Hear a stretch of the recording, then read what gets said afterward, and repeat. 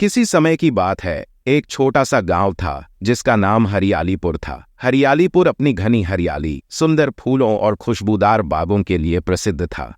लेकिन गांव के पास ही एक गहरा और रहस्यमयी जंगल था जिसे कोई भी गांव वाला जाने की हिम्मत नहीं करता था। गांव के बुजुर्ग कहते थे कि उस जंगल में एक जादुई पेड़ है जो बोल सकता है और अपने पास आने वालों को अनोखी कहानियां सुनाता है। परंतु उस पेड़ तक पहुंचने का रास्ता खतरनाक माना जाता था। हरियालीपुर में एक 9 साल का बच्चा रहता था जिसका नाम राहुल था। बहुत ही जिज्ञासु और साहसी था। उसे नई चीजें जानने और समझने का बहुत शौक था।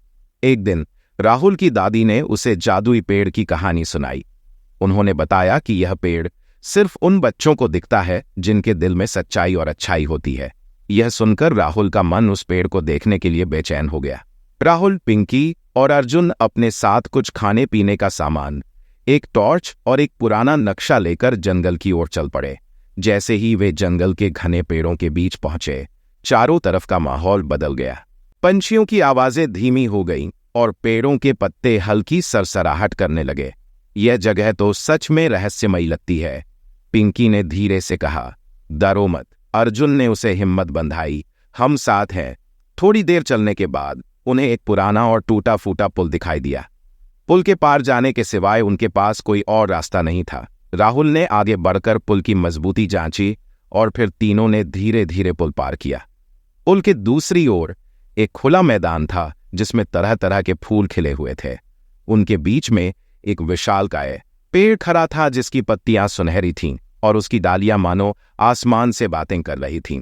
क्या यह वही जादुई पेड़ हो सकता है? अर्जुन ने उत्साहित होकर पूछा। जैसे ही वे पेड़ के पास पहुंचे, एक हल्की सी आवाज आई, स्वागत है बच्चों, मुझे ढूंढने के लिए तुम्हारी हिम्मत की सराहना करता हूं। तीनों बच्चे चौंक गए। पेड़ वाकई में बोल रहा था। क्या आप ही वह जादुई पेड़ हैं जिसके बारे में हमारी दादी ने बताया था? राहुल ने पूछा। पेड़ ने हंसते हुए कहा, हाँ, मैं वही हूं। मैं हर 100 साल में उन बच्चों के सामने आता हूं जिनमें साहस, जिज्ञासा और सच्चाई हो। तुमने मुझे खोज लिया तो मैं तुम्हें एक विशेष कहानी सुनाऊंगा। यह कहानी तुम्हें जीवन की सबसे बड़ी सच्चाई सिखाएगी। पेड़ ने अपनी पत्तियों को हिलाया और एक चमकीली रोशनी चारों ओर फैल गई।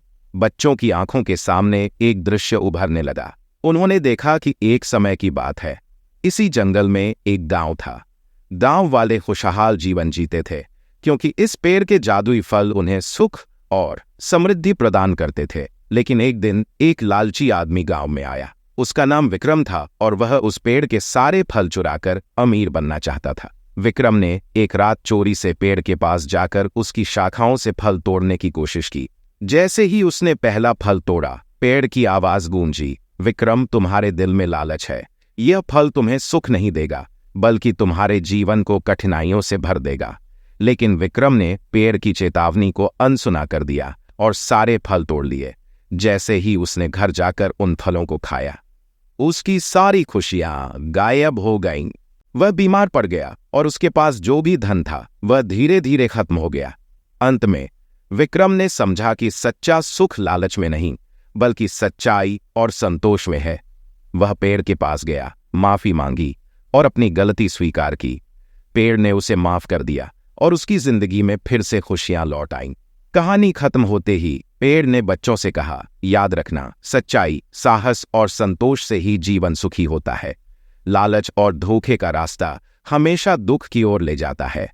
राहुल, पिंकी और अर्जुन ने पेड़ की बातों को ध्यान से सुना और वादा किया कि वे हमेशा सच्चाई का साथ देंगे। पेड़ ने अपनी एक सुनहरी पत्ती तीनों को उपहार के रूप में दी और कहा, यह पत्ती तुम्हें जीवन के हर कठिन रास्ते पर सही दिशा दिखाएगी। तीनों बच्चे खुशी खुशी गांव लौटे और अपनी यह अद्भुत कहानी दादी और गांव वालों को सुनाई। हर कोई चकित था और बच्चों की बहादुरी की सराहना करने लगा। उस दिन के बाद हरियालीपुर के बच्चे और बड़े सभी इस बात को समझ गए कि सच्ची खुशी किसी जादू या धन में नहीं बल्कि सच्चे दिल और अच्छे कर्मों में होती है।